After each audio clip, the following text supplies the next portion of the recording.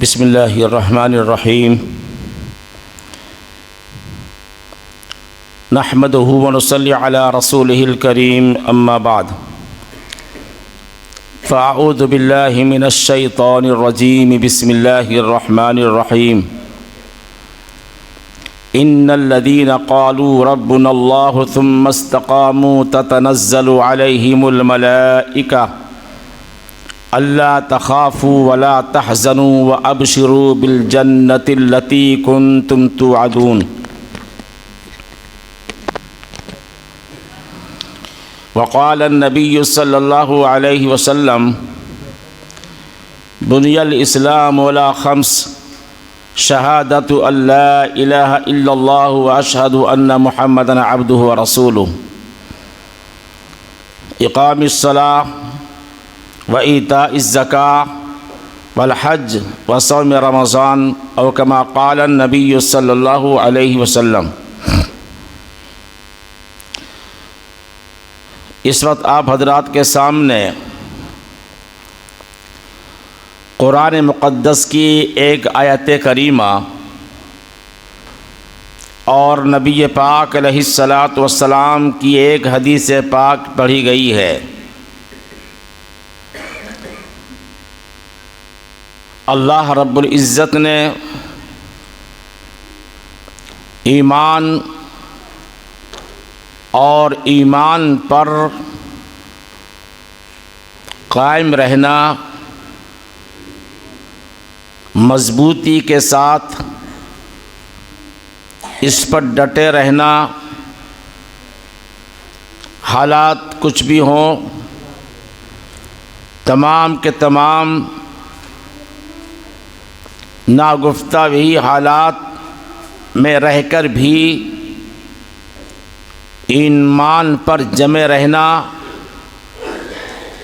اللہ نے ایسے ایمان والوں کی تعریف فرمائی ہے۔ حدیث پاک پڑھی ہے جس میں اسلام کی 5 بنیادی چیزوں کو بیان فرمایا ہے، اور ان میں سب سے پہلا نمبر ایمان ہے، یعنی جناب محمد الرسول اللہ صلی اللہ علیہ وسلم کی رسالت کی گواہی دینا، شہادت دینا کہ نبی پاک علیہ الصلاۃ والسلام آخری نبی ہیں، اللہ کی طرف سے آپ کو رسالت دی گئی اور اس پر ہم سب کا ایمان ہے۔ ایمان نبی پاک علیہ الصلاۃ والسلام کی رسالت کا اقرار، یعنی اللہ رب العزت کو ایک ماننا اور نبی پاک علیہ الصلاۃ والسلام کو نبی ماننا، اور یہ اقرار کرنا کہ اللہ کے سوا کوئی عبادت کے لائق نہیں ہے، اللہ کے سوا کوئی معبود نہیں ہے، کوئی پرستش کے لائق نہیں ہے، اس چیز کو اپنے دل میں بٹھا لینا اور اپنی اس نیت پر، اس ارادے پر مضبوطی کے ساتھ قائم رہنا۔ اس وقت ہمارے سامنے یہ دونوں چیزیں اہم ہیں، اور حالات کا تقاضا یہ ہے کہ ہم ان دونوں چیزوں پر قائم رہیں، ہم ان دونوں چیزوں کو مضبوطی کے ساتھ پکڑ لیں۔ دیکھیے اللہ رب العزت نے کیا فرمایا، ان الذین قالوا ربنا اللہ، وہ لوگ جنہوں نے یہ کہا کہ میرا رب اللہ ہے۔ رب کے معنی پالنے والا، ربوبیت کا اقرار کرنے والا۔ رب کے معنی پالنے والا، ربوبیت کا انکار نہیں کرنا بلکہ اقرار کرنا کہ میرا رب اللہ ہے، ساری چیزوں کا مالک اللہ ہے، عبادت اور پرستش کے لائق اللہ ہی ہے، کہ اللہ کے علاوہ اور کوئی چیز نہیں ہے۔ ان الذین قالوا ربنا اللہ ثم استقاموا، اور اس پر مضبوطی کے ساتھ قائم رہنا۔ اور مضبوطی کے ساتھ میں قائم کس طرح سے رہا جا سکتا ہے؟ صحابہ کرام رضی اللہ تعالی عنہم اجمعین کے دور کو، ان کے حالات کو، ان کی زندگی کو ہمیں دیکھنا ہے۔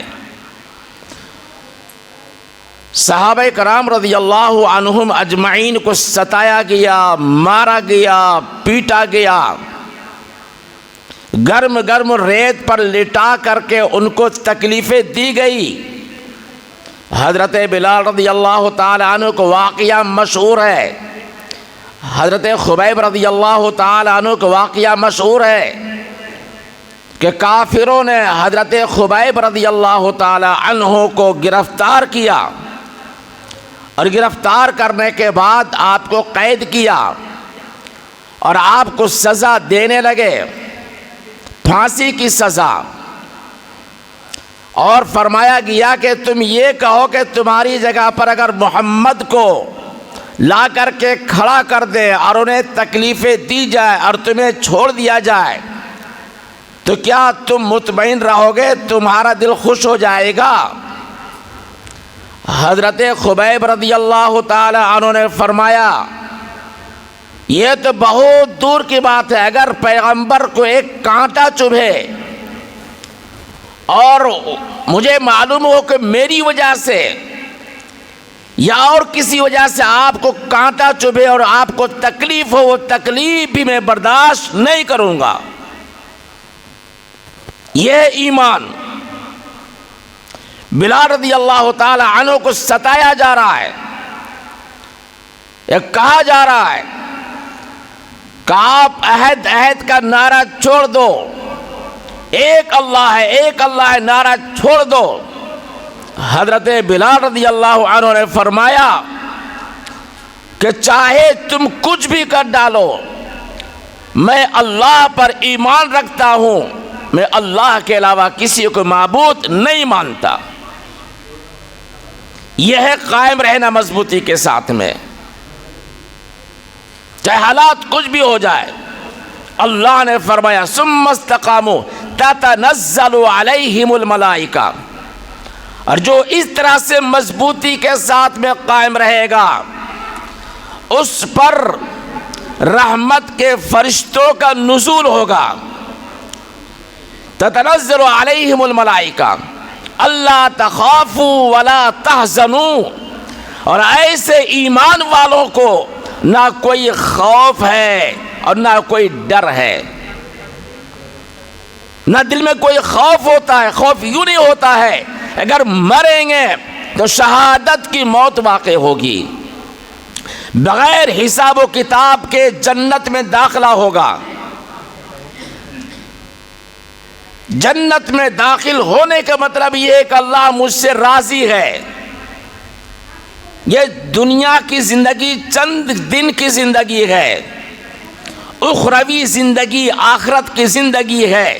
اگر آخرت کی زندگی بن جاتی ہے تو اس سے بڑی اور کوئی کامیابی نہیں ہوتی۔ اللہ تخافوا ولا تحزنوا وَأَبْشِرُوا بِالْجَنَّةِ الَّتِي كُنْتُمْ تُوعَدُونَ، اور ایسے ایمان والوں کو جو اپنے ایمان پر مضبوطی کے ساتھ میں قائم ہے، ایسے لوگوں کے لیے خوشخبری سنا دو۔ بشارت سنا دو، جنت کی بشارت سنا دو جس کا تم سے وعدہ کیا گیا ہے، ایمان والوں سے وعدہ کیا گیا ہے، جنت کی بشارت، جنت کی خوشخبری۔ میرے عزیز دوستوں اور بزرگوں، ایمان کی کتنی بڑی قیمت، کتنی بڑی اہمیت ہے، آپ اس چیز کو سمجھیے۔ اللہ کے علاوہ کوئی معبود نہیں ہم مانتے، اس سے باطل پرستوں کو تکلیف ہوتی ہے۔ باطل لوگ یہ چاہتے ہیں کہ جس طرح سے ہم سینکڑوں معبودان باطل کی پرستش ہم کرتے ہیں، اسی طرح سے یہ بھی پرستش کرنے لگے، ان کا ایمان کمزور ہو جائے، ایمان سلب ہو جائے، اور ایمان سلب ہونے کے بعد پھر کیا ہوگا؟ ان کی دعائیں قبول نہیں ہوگی، ان پر اللہ کی رحمت نہیں اترے گی، یہ ان کی سوچ ہے۔ اسی وجہ سے آپ بار بار یہ منظر دیکھتے رہتے ہیں کہ اسلام والوں کو، اہل ایمان کو وندے ماترم کہنے پر زور دیا جاتا ہے۔ آپ سمجھ رہے ہیں؟ کالج میں، اسکول کے بچوں کو، حتیٰ کہ مدرسوں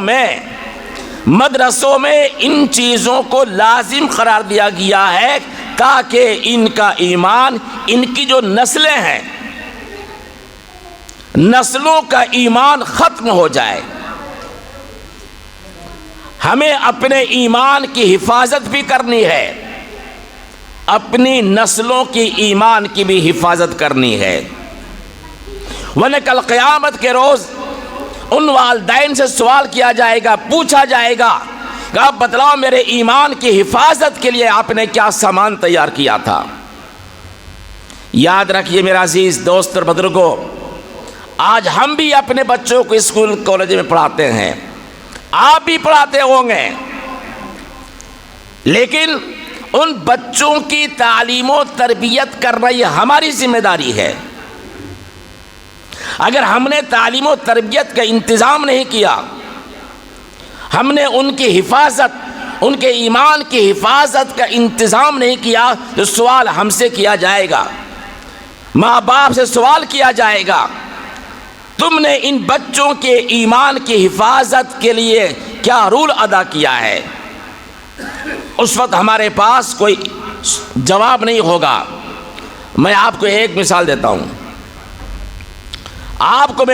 دیتا ہوں، کہ جب ایمان کی محنت چھوٹتی ہے، تعلیم کی محنت چھوٹتی ہے، تعلیم، دینی تعلیم کا سلسلہ گھر سے بند ہوتا ہے، تعلیم و تربیت کا سلسلہ بند ہوتا ہے، تو آپ ایمان والے ہیں، آپ دیندار ہیں، لیکن آپ کے بعد جو آپ کی اولاد ہیں، آپ کے پوتے پوتیاں ہیں، ان کا ایمان محفوظ رہے گا یا نہیں رہے گا، اس کی کوئی گارنٹی نہیں ہے، کوئی گارنٹی نہیں ہے۔ اور ایک سیدھا سادہ آپ کے لیے واقعہ سنا دیتا ہوں۔ آپ نے مولانا فضل حق خیر آبادی کا نام سنا ہوگا، اتنے بڑے عالم مجاہد جنہوں نے جنگ آزادی میں اہم کردار ادا کیا ہے، مجاہدین آزادی میں ان کا نام آتا ہے، ان کا نام آتا ہے۔ تیسری نسل میں ان کی اولاد ملحد ہے، کافر ہے، اللہ کے وجود کا منکر ہے، اللہ کو نہیں مانتا، وہ آدمی اللہ کو نہیں مانتا۔ ان کی اولادوں میں سے کچھ ایسے ہیں، نافرمان ہے، جو ملحد ہے، اللہ کے وجود کے قائل نہیں ہے۔ وہ کون ہے؟ ابھی آپ نے بارہ سنا ہوگا، علماء کرام جانتے ہیں، جاوید اختر نام کا ہے، آدمی ہے جو فلمی ڈائریکٹر ہے، یہ انہی کی نسل میں سے ہے، انہی کے پردادا ہے۔ وہ کون؟ مولانا فضل حق خیر آبادی، جنہوں نے دعویٰ کیا ہے کہ اللہ ہے ہی نہیں ہے، اللہ کا وجود نہیں ہے. اور کل ان کے اور مولانا شمائل ندوی سے مناظرہ ہے دہلی میں، اسی بات پہ مناظرہ ہے. وہ اس بات کو رکھیں گے کہ اللہ کا وجود نہیں ہے، اور یہ دلیل پیش کریں گے کہ اللہ کا وجود ہے، اللہ خالق و مالک ہے. میرے دوستو اور بزرگوں، کہنے کا مقصد یہ ہے، اگر ہم نے اپنی اولادوں کو دینی تعلیم کی طرف نہیں کوشش کی، اپنے ایمان کی حفاظت، نسلوں کی ایمان کی حفاظت نہیں کی، تو کون کرے گا؟ اس کے ذمہ دار کون ہوگا؟ ہے کوئی گارنٹی ہماری اولادوں میں، نسلوں میں ان کا ایمان محفوظ رہے گا یا نہیں رہے گا؟ یہ بہت بڑا ایک عظیم فتنہ ہے، اور ایمان والوں کو چوکنا ہونے کی ضرورت ہے.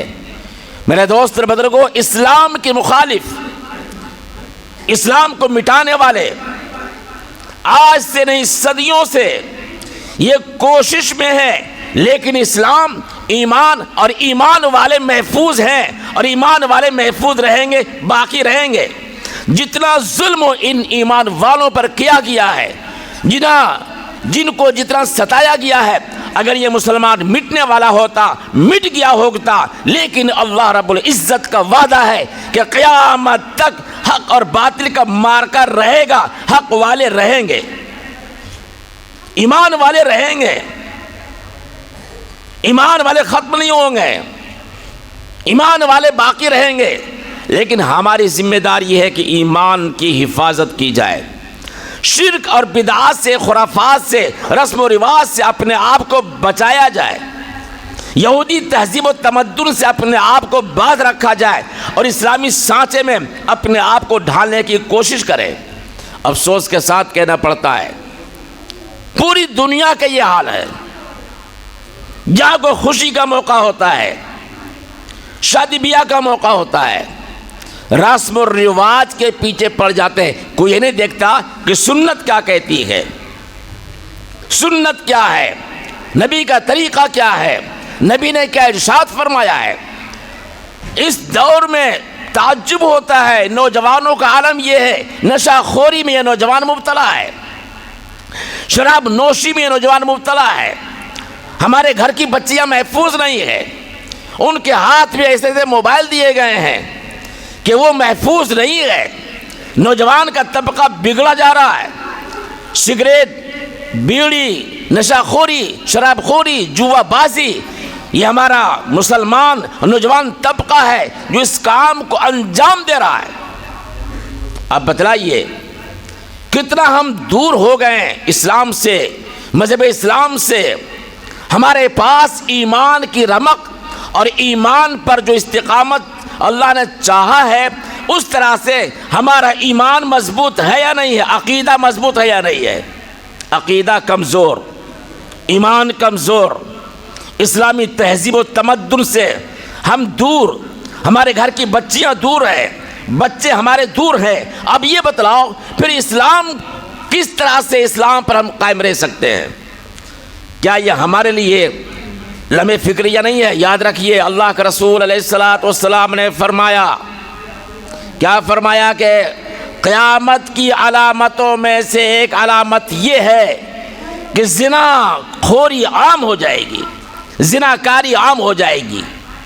مشکل سے مشکل تر لوگ شادی بیاہ کو بنا لیں گے، یعنی زنا کاری آسان اور شادی مشکل، حتیٰ کہ کھلم کھلا زنا کاری ہوگی. اور جس محلے میں، جس گھر میں زنا کاری ہو، اس کے 40 گھر دائیں اور 40 گھر بائیں، 40 گھر آگے، 40 گھر پیچھے اس نحوست میں مبتلا ہوں گے، مبتلا ہوں گے. ان پر بھی عذاب آئے گا جنہوں نے روکنے کی کوشش نہیں کی. آج ہو یہ رہا ہے کہ طلاق ہوئی نہیں اور دوسرا نکاح تیار ہے، طلاق ہوئی نہیں ہے اور نکاح کے نام پر زناکاری ہو رہی ہے. خوف خدا دل میں نہیں ہے. جب تک کہ طلاق واقع نہ ہو دوسرا نکاح ہو ہی نہیں سکتا. کیوں بھائی ایسا نہیں ہو رہا؟ طلاق دینے کے بعد پھر ہیلا اور بہانہ بنا دیتے ہیں، ہم نہیں ایسے کہا تھا ویسے کہا تھا، حالانکہ طلاق واقع ہو گئی ہے، اور طلاق واقع ہونے کے بعد پھر اسی کو اسی طرح سے رکھ رہا ہے جو کیا زناکاری نہیں ہے؟ یہ زناکاری ہے۔ اس وجہ سے یہ کیوں ہے؟ تعلیم و تربیت کی کمی ہے، ایمان کی کمزوری ہے، عقیدے کی کمزوری ہے، خدا کا خوف نہیں ہے۔ خدا کا خوف اگر دل میں پیدا ہو تو گناہ کرنے میں ڈر لگے گا اور نیک کام کرنے میں رغبت پیدا ہوگی۔ اب دعا کیجیے اللہ تعالی ہمارے معاشرے کو، نوجوان کو، ہمارے بچے بچیاں کے ایمان کی حفاظت فرمائے، اور ہم لمحے ہمارے لیے لمحے فکریہ ہے کہ ہم اپنے آپ کو سنواریں اور اپنے آپ کو سوچیں کہ کس طرح سے ہم اپنے ماحول کو سنوار سکتے ہیں، اور نبی پاک علیہ السلام کے بتائے ہوئے اصول میں اور اس کے سانچے میں کس طرح سے ہم اپنے آپ کو، اپنی نسل کو ڈھال سکتے ہیں۔ اس کے لیے ہمیں غور و فکر کرنا پڑے گا، اور اس کے لیے ہمیں جد و جہد اور ہمیں کوشش کرنی پڑے گی۔ اللہ تعالی ہم سب کو ان سب باتوں پر عمل کرنے کی توفیق عطا فرمائے۔